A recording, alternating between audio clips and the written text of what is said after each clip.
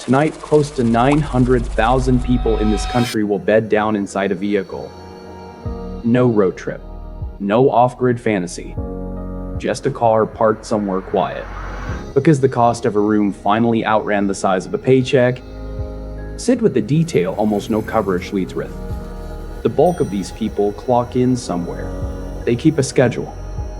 They file a return every spring. They followed the instructions to the letter. And the country still cannot quote them a price they can meet for a roof. Hear a figure like that, and the reflex is to blame the person inside the car. Some flaw. Some bad decision somewhere. Set that reflex down for a moment. We are going to do the unglamorous thing instead. We are going to work the numbers together. Put a wage on one side of the page. Put a lease on the other. Then trace what happens to someone doing it all correctly and losing anyway. I will not raise my voice here.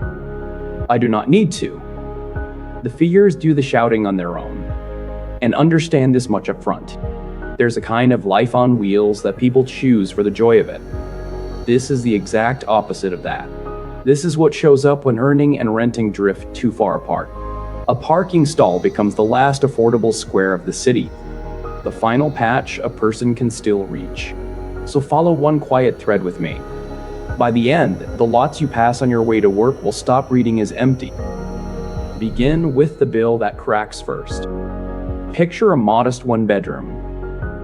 A handful of years ago, it leased for somewhere near $1,200. Today, the same unit wants closer to $2,000, and in a long list of cities, well past that.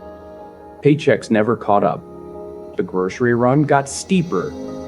The car insurance notice crept higher. Each trip to the doctor cost a bit more than the one before. And in that widening space, a quiet truth set in for millions. The space between the price of being alive and the reward for working. A full-time job can no longer reliably buy you shelter. For almost the entire run of this nation, you could state the bargain in a breath. Show up, hold a roof. That was not motivational poster talk. It was a load-bearing logic under paychecks, under benefits, under the whole shape of policy. That logic has come loose. It did not collapse in one dramatic season. It thinned out across years unnoticed. Because the people standing on it were too busy at work to glance down. And the folks falling through it today are not people who walked away from the economy. They are employees. They are pensioners. They are mothers and fathers with a child buckled in the back. Still on the inside. Still grinding. Just priced out of a lease while every line on the budget keeps creeping up. From a distance, you would never spot a single one of them. The person at the next desk has no idea. Sometimes a sibling has no idea. They have practiced the art of seeming fine until it is nearly flawless. And here's a chorus worth catching from the people who watch this unfold on their block. They keep insisting the headline tally is far too low. Because no tally counts the cousins sleeping on a 4 or 2 households crammed into one lease. What you can see is only the slice that could not hide. Carry that with you because it shrinks the gap between this story and your own. Let me put a face on the mechanism. Call him Marcus. He drives a forklift at a distribution yard on the outskirts of Phoenix. His pay lands a little north of the going rate for that role. Same employer for 4 straight years. On paper, the picture of steady. Then the property trades hands. Fresh owners arrive. The rent gets reset to whatever the market will tolerate. In one billing cycle, his housing bill climbs by $600. So he behaves the way you are supposed to. He sits down with a calculator.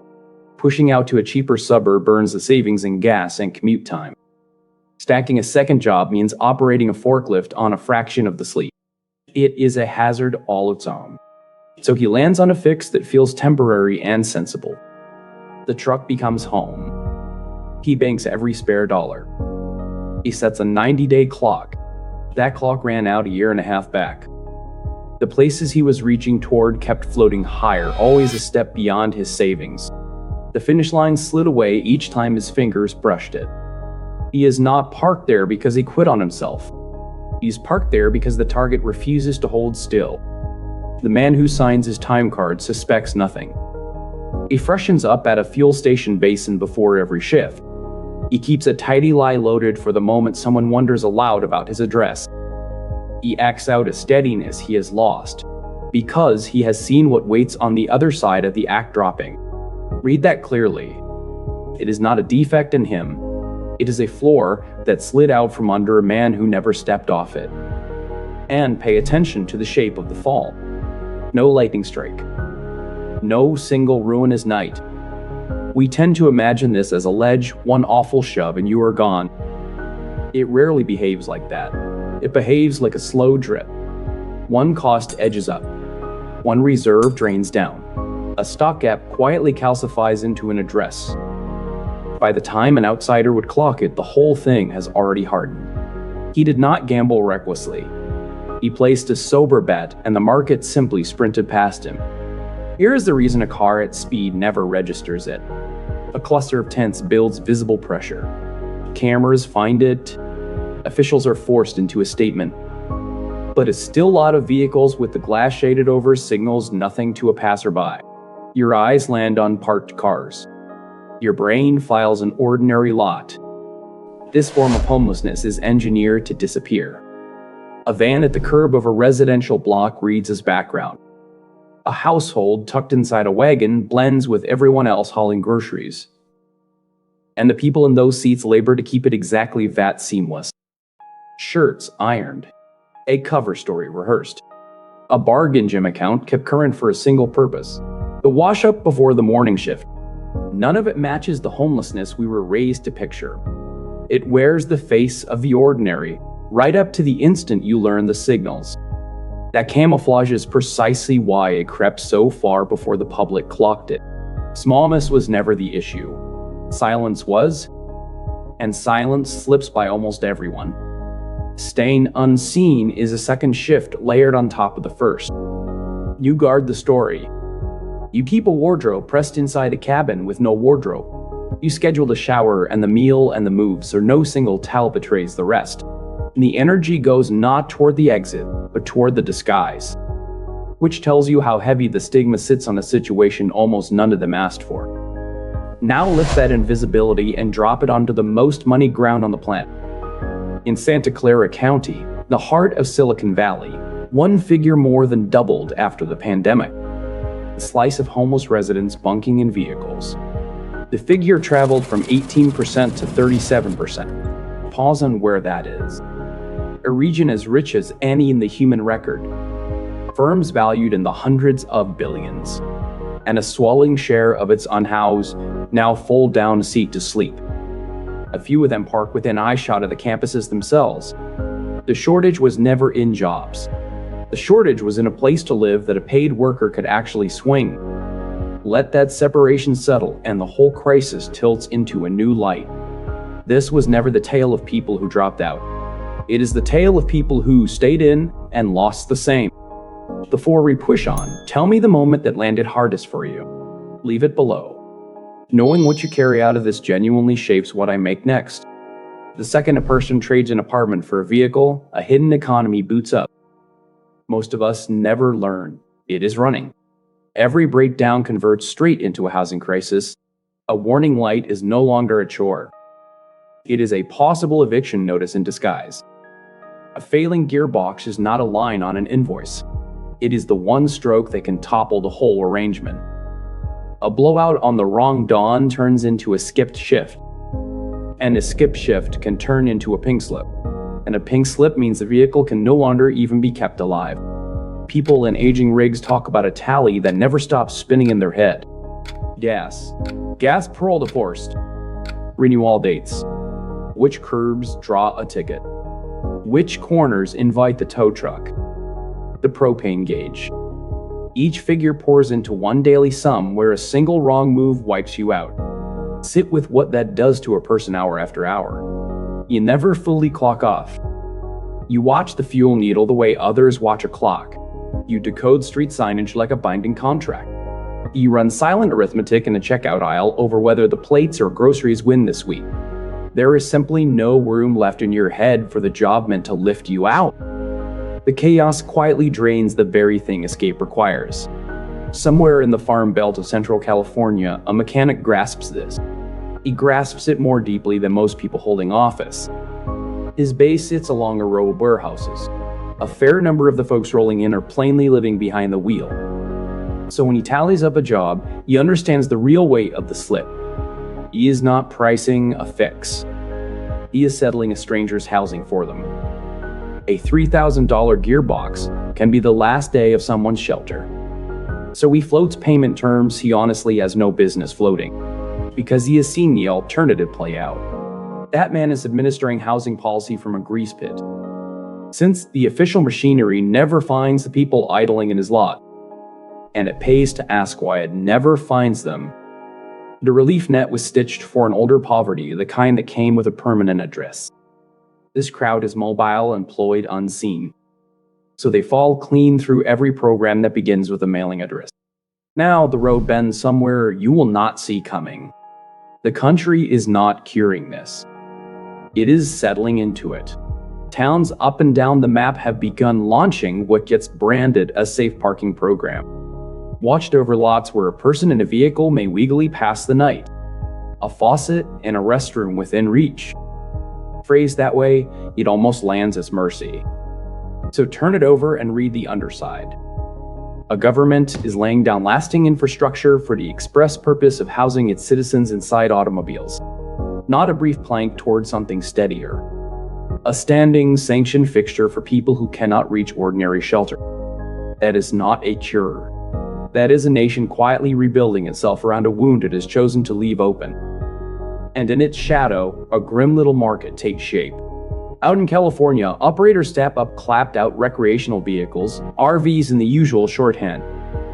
Then they lease them to cornered tenants, $300 to $400 a month. Nothing signed. No protection for the renter. No inspector at the door. Owners of busted rigs squatting along public curbs, drawing rent from people with no other door to knock on. A racket like that only clears a profit once the pressure climbs past a certain mark. We sailed past that mark a while ago. But here sits the line almost nobody will say into a microphone. And it should flip the whole frame. This country never actually ran dry in housing. Step closer, and the homes are right there. They are simply held shut. Funds scooped up houses by the tens of thousands and parked them. Since a vacant box that keeps appreciating outperforms a renter who might miss a payment, owners of a spare bedroom keep the door closed. Because the statutes make a bad tenant a nightmare to remove. So renting to no one feels like the safer play. Entire buildings hold empty units at full asking price, because the math rewards guarding the rate over filling the space, which leaves you with a contradiction nobody wants spoken plainly. Dark bedrooms, a short walk from a sleeping car, sealed apartments in the same postal code as a sanctioned overnight lot. Say that back to yourself, because it is ridiculous and it is happening. None of this was ever a plain shortfall. It is a lockbox. The supply exists. The system simply pays out more for keeping it sealed than for letting a working family in. So how have most city halls answered? They grabbed the enforcement lever. San Francisco rolled out tight 2-hour limits on the very stretches where overnight living had settled. Colorado Springs went further and outlawed it flat, sleeping in a vehicle on any public ground. Scores of towns widened their toll rules and their overnight bans. And each of those swings collides with one question nobody fields honestly. Go where exactly? Hauling off a car does nothing to the poverty that planted a person in it. It only peels away the final layer between that person and bare concrete. Officials in these places will say it on the record. Their vehicle dwellers count workers among them. They count people who fled an abuser. They count retirees pinned to a fixed check. They count lives flattened by one hospital bill. And the bans roll out regardless. Because a visible crackdown is simpler to hand a constituent than an actual repair. Notice what a crackdown quietly confesses. You only forbid the thing that is already underway. You only cap a curve at 2 hours because people were stretching it longer. And you know precisely why they stretched it. The rule is a kind of admission. The city sees these residents in full focus. It knows the paycheck is real for most of them, and it elected to criminalize their last option rather than supply them a first. Neighbors around the bigger camps raise points worth hearing too. Trash. Safety. Noise after dark. All legitimate. But it locks everyone into a standoff with no clean exit. Nobody wants a street coming apart. And nobody can square the figures either. How does a person pulling $36,000 a year clear the bar on a $2,000 lease? In the same city that holds the job? So the cleanups come through. Bodies scatter. The identical conditions knit themselves back together one block over. Nothing got fixed. It just moved. If this is sharpening how you see what is out there, tap-like. It genuinely carries this to more people.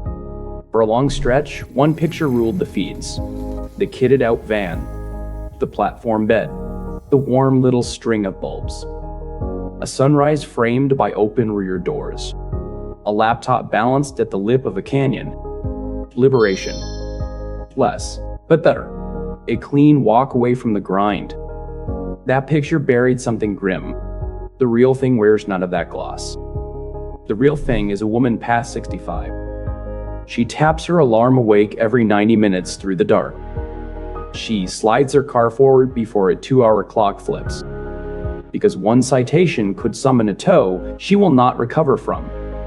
It is a father at a filling station at 5:40 in the morning, splashing his face, squaring his collar, walking into a job that can never learn he has no address.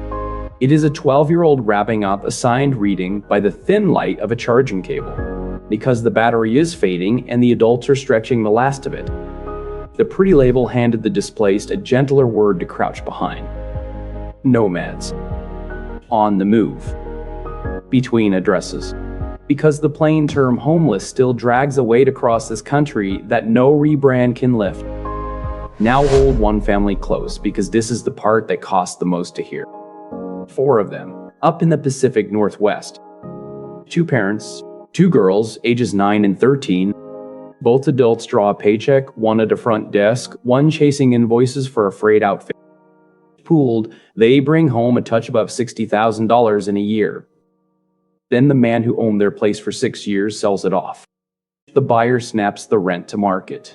Their monthly climbs to $2,200, up from $1,400. The arithmetic is brutal and instant. They roll into a rented RV. Just for 3 months, they promise one another. The 13-year-old gets fluent, fast, in which facts to bury when a classmate asks about the weekend. She maps which parks unlock a bathroom before the first bell. She works out how to finish an assignment on a phone. The school portal wants Wi-Fi she cannot reach.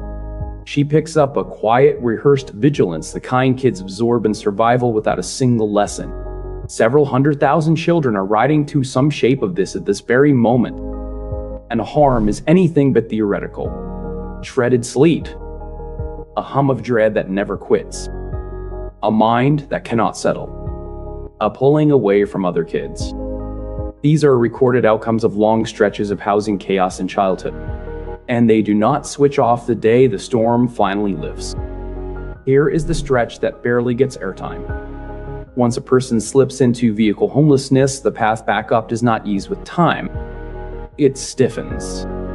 Most leasing forms demand a fixed address before they will even start. The credit pull drags up whatever financial damage came first. An old eviction, a lapsed utility, all of its surfaces in the screen. And the owners of the cheapest units run the harshest filters, since the line out the door lets them cherry pick. Meanwhile, the disorder keeps minting fresh trouble. A curb ticket hardens into a fine. An unpaid fine ripens into a collections file. The file drags the credit score down.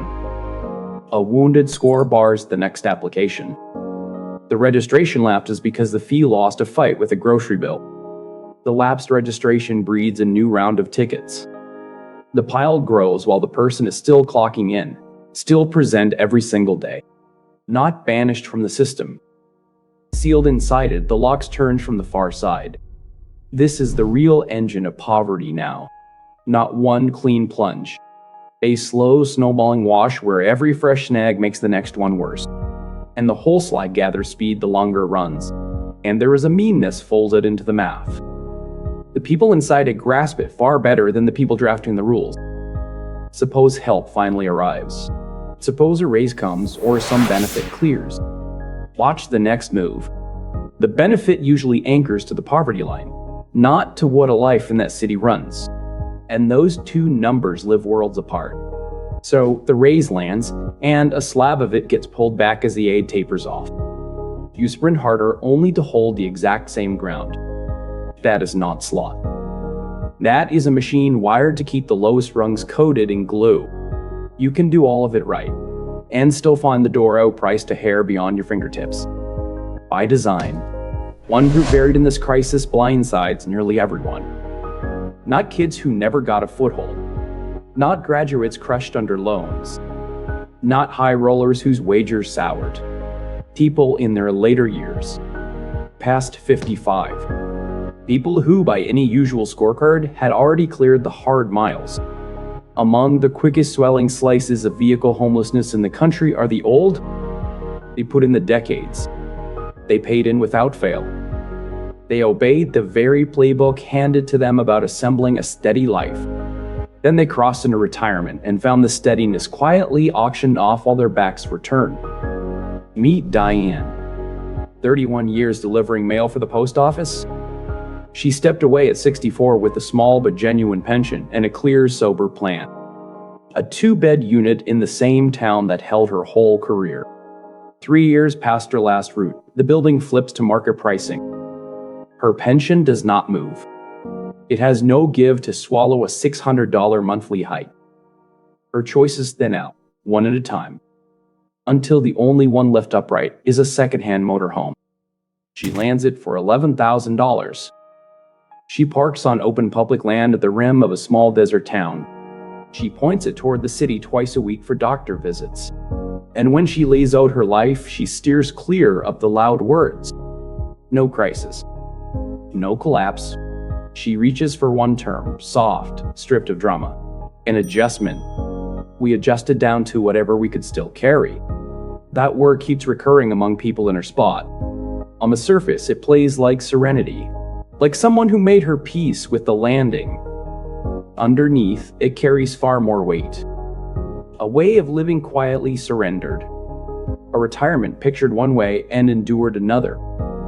And a country pocketing those surrenders one soul at a time, so long as each one unfolds slowly enough that no one has to stare at the loss. Listen to the exact words she reached for. Not robbed. Not failed. Adjusted. It is the speech of a person shielding her own dignity, refusing to act out the grief the moment would fully earn. That composure threads through nearly all of these accounts. And it is half the reason the country slips the bill. People are too proud to wail. So the loss stays hushed. And a hushed loss never forces a hand. There is an economic seam under all of this that researchers are only now stating without hedging. And it reframes the whole picture. The problem is not strictly a housing failure. Down at the root, it is a condition of the labor market. The two run on the same wiring, and the economy profits from keeping it out of view. When a worker cannot afford to live near the work, the boss gains leverage. A leverage that lands on no spreadsheet. A worker without secure housing holds almost no cards at the table. A short stretch between jobs would sink them. They cannot press for a raise or a safer line. Not with the steel of someone whose rent is nailed down. So they swallow the punishing shifts. They eat the unsafe conditions. They cling to the underpaying post far longer than sense allows. Because stepping away does not merely cost them comfort. It costs them a place to sleep. All payrolls stay full across one industry after another, while a sliver of that payroll beds down in the lot out back. A few employers in the pricier cities are aware of it. A handful have penciled in quiet overnight parking on their own asphalt. Most have done nothing, and none are compelled to. It idles in the background while the quarterly results go out and the analyst call gets booked. There is a phrase that labor economists keep for this exact result. Housing insecurity as labor suppression. Take a worker's place to sleep off the table and the nerve to resist mistreatment drains away. Pay settles below what an honest market would set. Conditions sag lower than they otherwise would. And the firms cruising on that depressed baseline? They are routinely the same names paraded in the press. held up as proof the economy is thriving. After the pandemic, the price of a used RV jumped. Rigs that once changed hands around $3,000 to $5,000 were going for double or triple. No camping craze drove it. Households began treating tired motorhomes as emergency shelter, a buffer against a housing market gone senseless. A market no ordinary person could plan around. But that buffer is buckling now, and it is buckling on every side at once. Coverage on older vehicles has shot up. The RV lots and campgrounds are jammed to the rim. Waitlists for a permanent hookup stretch into months. Cities keep clamping down on the overnight rules these residents counted on. And the machines themselves are quitting. A lot of them carry 20 years or more. Snapped up on the cheap precisely because they were already spent. Now folding under a full-time, all-season load. A load they were never engineered to bear. And here's the cruel timing of the whole thing. People grabbed the RV because every option above it had already abandoned them. It was supposed to be the floor, the one thing no one could pry loose. A roof in their own name, even riding on tires. But the forces that priced them out of an apartment simply chased them down the rungs. The insurer hiked the premium. The lot raised the nightly rate or ran clean out of space. The city penned a new ordinance. The engine, flogged far past its design, finally seized. So the last safe thing turns out to be no safer. Look at the full ladder. Apartments drifted out of reach for millions of working people. The cheap motels priced out. The campgrounds capped. And now the rig itself is the hard part. Tough to run. Tough to insure. Tough to keep street legal. Tough to fix when it breaks. Each bacchus peels away in turn. And nothing fresh is forming below to break the next fall. The ladder keeps dropping rungs, and the plunge off the bottom one keeps lengthening. Millions are perched on a rung they can feel bowing under their weight, and nothing left beneath to seize. Below the figures and the policy wreckage, something quieter is moving, and it shapes where this country is headed in ways that reach far past rent. A society runs, in part, on a shared faith in tomorrow. People shoulder a hard present because they trust, with fair reason, that it eases up ahead. They take loans for school betting on a bigger paycheck. They postpone the purchase now, betting on more later. They have children betting on the means to raise them. That tilt toward the future is not just a sunny temperament. It is structural. It is the part that makes the sacrifice feel sane and the long grind feel earned. But vehicle homelessness is raising a swelling population that has quit looking ahead. Not from glue. Not from a thin ambition. From plain, repeated, lived proof. They did the things they were told to do. They worked. They gave in. They kept to the rules, steady as anyone. And the payout was a parking lot. You run the plan flawlessly and still end up unmoored. That does not leave a person warm about the next swing. It collapses the horizon to the right now. The fuel reading today. The parking square tonight. The shift tomorrow. Not because the future stopped mattering to them, but because it stopped feeling like a thing they could aim at. A large population frozen in that posture quietly backs out of the long bargain that keeps a working society upright. And that exit leaves marks you can count. Fewer births, fewer lasting partnerships forming. Civic turnout drying up. Faith in institutions corroding. These are not foggy cultural moods. They are blunt behavioral answers to a steady drip of economic dread. And they stack over time exactly the way the debt does. Poll after poll lands on the same place. A clear majority could not absorb one serious surprise bill without reaching for credit. Tens of millions who work hold under a month of cushion. Living from one check to the next is no rare misfortune. At the midpoint, it is simply the working life. That is why this strikes so deep, even for the people not behind a windshield. They spot the delivery driver bedded down in the lot behind the depot, and something in them registers against their own wishes. The gap between that life and theirs runs thinner than they would ever admit out loud. A single layoff, a single diagnosis, a single rent hike, one engine that dies at the wrong hour. The exact trigger changes person to person. The exposure underneath belongs to nearly all of us. Mending this would force out a sentence, one the political class has shown year after year it will not utter. It would mean stating it cleanly in public, that a full-time job in this country no longer secures a stable home, not for a large and rising share of working people. And that single sentence blows up the premise propping up decades of policy. The retraining grants, the earned income credit, the careful nudges to the wage floor.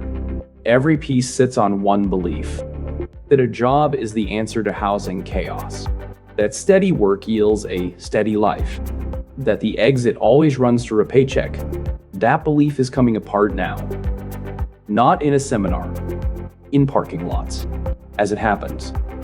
At a scale creeping toward 1 million people, home prices got shoved upward by a long run of historically cheap money, by giant funds hoovering up houses, by building pipelines throttled to a trickle, and by raw speculation.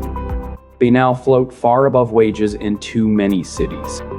No amount of extra effort can bridge that gap. You cannot outpace a market sprinting faster than your income. It is arithmetic, not attitude.